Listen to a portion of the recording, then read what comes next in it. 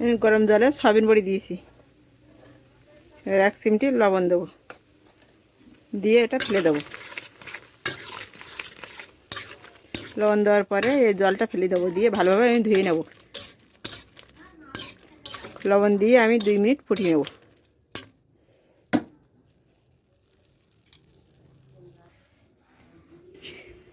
গরম জল ফেলে দিয়েছি, এবার ঠান্ডা জল দিয়ে আমি আবার ভালোভাবে মশে ধুয়ে নেব। এভাবে 3 বার ধুয়ে নেব।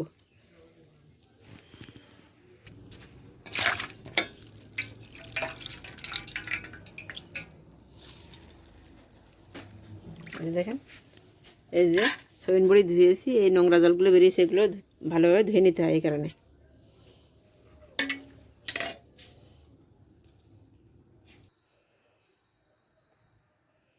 কাঁচা কলা দিয়েছি, সামান্য একটু হলুদ দেবো, দিয়ে সিদ্ধ করে মানে 3 মিনিটের মতো ফুটাবো, ফুটিয়ে ফেলে দেবো। 3 মিনিটের মতো ফুটিয়ে জলটা ফেলে দিতে হবে, তাহলে আর আটা আটা গন্ধ কবে না, আর খেতেও ভালো লাগবে।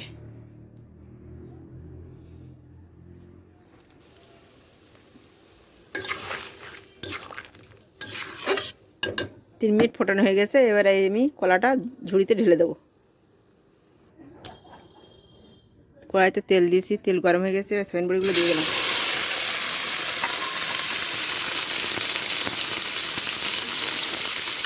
পরিমাণ মতো লবণ দিলাম।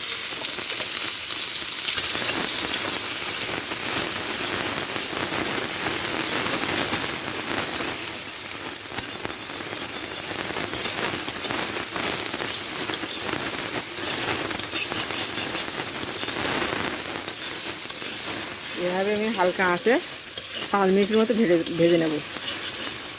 4 থেকে 5 মিনিট আপনারা এভাবে ভাজবেন।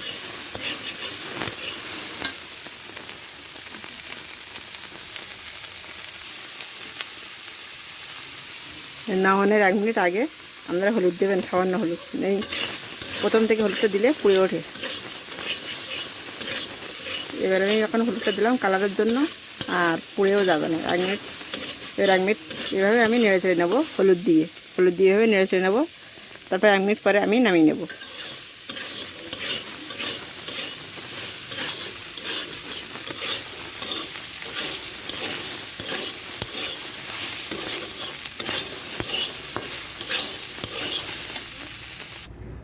কড়াইতে তেল দিলাম, সয়াবিন বড়ি ভেজে উঠিয়ে রাখছি। এবার কড়াইতে তেল দিলাম আমি, দেখেন নতুন গোলা আলু আর লাল শাকের ডাঁটা।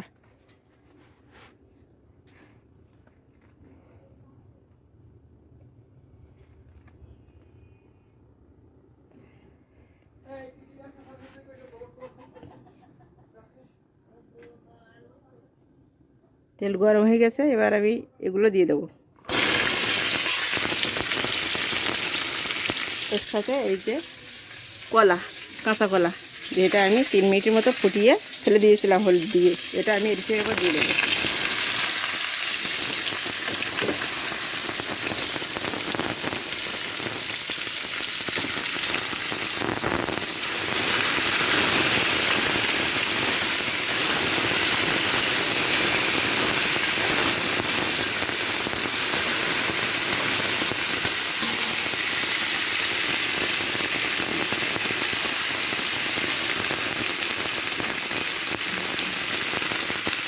পরিমাণ মতো লবণ দিলাম,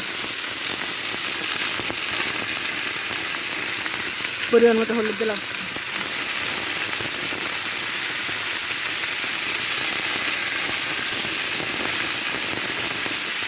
পরিমাণ মতো শুকনো মরিচের গুঁড়া দিলাম।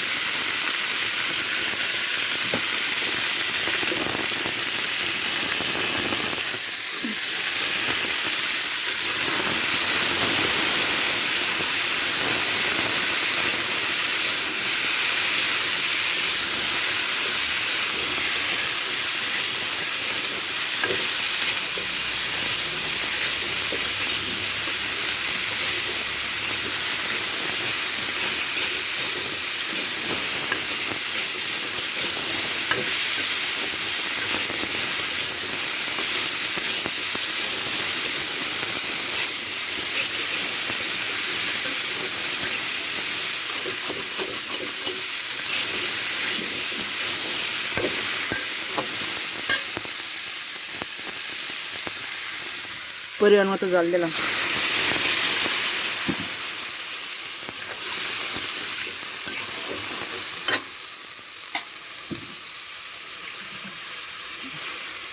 সিদ্ধ হওয়ার মতো এটা আমার কষিয়ে নিতে হবে। কষানোর মতো আমি জল দিলাম, দিয়ে আমি 5 মিনিটের মতো ঢেকে রাখবো। মাঝারি ধরনের আছে।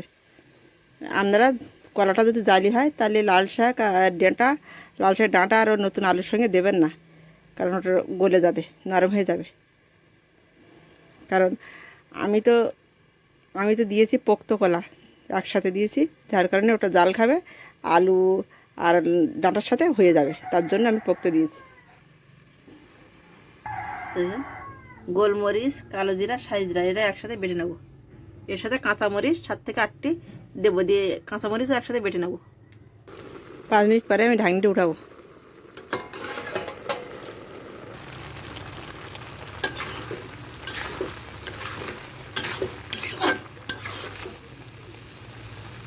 আলু সিদ্ধ হয়ে গেছে, নতুন আলু তো সিদ্ধ হয়ে গেছে খুব তাড়াতাড়ি, কলা তো সিদ্ধ হয়ে গেছে, আর ডাঁটাও সিদ্ধ হয়ে গেছে। এবার আমি ভালোভাবে কষিয়ে নেব। এবার আমি সয়াবিন বড়ি দেবো। সয়াবিন বড়ি দিয়েছি, এবার একসাথে আমি কষিয়ে নেব।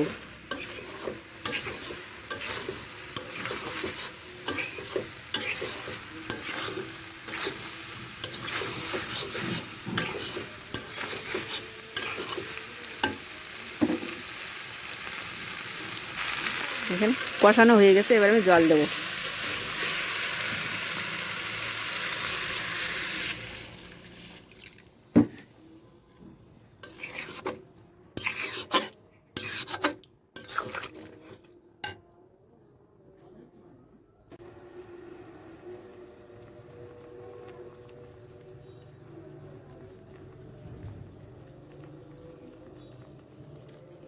এভাবে 3 মিনিট ফুরুক। আর আমি আপনাদের একটা টিপস বলি, মেয়েদের একটা টিপস বলি, দিদিভাইদের জন্য, ছোটো ছোটো বোনদের জন্য কাজে লাগবে। আপনাদের পার্লারে যাওয়া লাগবে না ফেসিয়াল করতে মুখ। যদি প্রতিদিন পাতিলেবুর 1 ফাঁকা পাতিলেবু আর 2 চামচের মতো ময়দা নিয়ে একসাথে 1 ফাঁকা লেবু, বেশি না, 1 ফাঁকা পাতিলেবুর রসটা টিপে 2 চামচের মতো ময়দা হালকা একটু জল দিয়ে লেবুর রস দিয়ে মাখাবেন, মাখিয়ে মুখে লাগাবেন। লাগিয়ে 10 মিনিট রাখবেন, তারপর ধুয়ে ফেলবেন। প্রতিদিন করবেন এটা আপনি প্রতিদিন করতে পারেন। 10 মিনিটের জন্য আপনার মুখে উজ্জ্বলতা বাড়বে এবং মুখের ময়লা কেটে যাবে। মুখের ময়লার জন্য ফেসিয়াল করা লাগবে না। কি বলছি দিদি ভাইরা, ছোটো ছোটো বোনরা, শুনেছেন? 1 ফাঁকা লেবুর রস আর 2 চামচ ময়দা জল দিয়ে এবং লেবুর রসটা দিয়ে একসাথে মেখে মুখে লাগাবেন। প্রতিদিন লাগাবেন 10 মিনিটের জন্য। দেখবেন আপনার মুখের উজ্জ্বলতা বৃদ্ধি পেয়েছে আর মুখের ময়লাটা উঠে গেছে। ফেসিয়াল করতে পার্লারে যাওয়া লাগবে না, এটা আপনারা বাড়ি বসে করতে পারেন। আমি রোজ আপনাদের একটা করে টিপস দেব, টিপস বলবো আপনাদের একটা করে। আমি এভাবে ত্বকের জন্য যত্নবান হয়ে ওঠেন।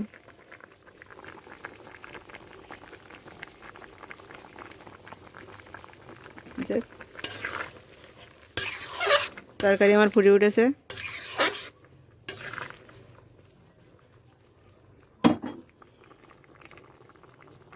দেখুন তরকারি ফুটে উঠেছে। এবার আমি ঢেলে নেব।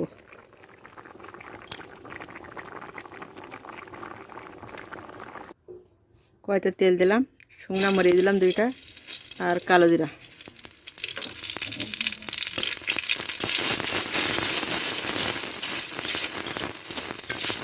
ভাজা হয়ে গেছে, এবারে তরকারি দিয়ে দেবো। যে ঢেলে রাখা তরকারি দিয়ে দেবো।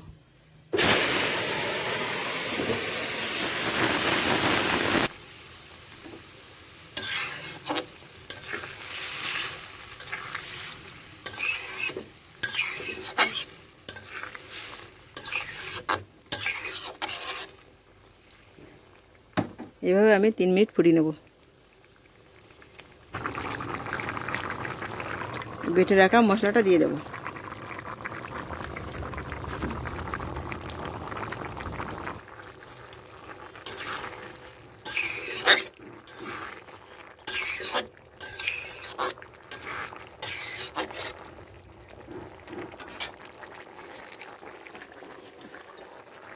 মশলাটা দেওয়ার পর আমি 2 মিনিটের জন্য ঢেকে দেবো।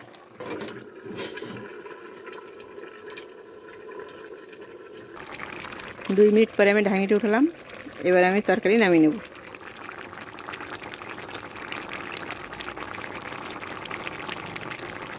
কালারটা দেখছেন? আপনারা এভাবে নিরামিষ তরকারি রান্না করবেন, খুব সুন্দর লাগবে খেতে, দেখবেন।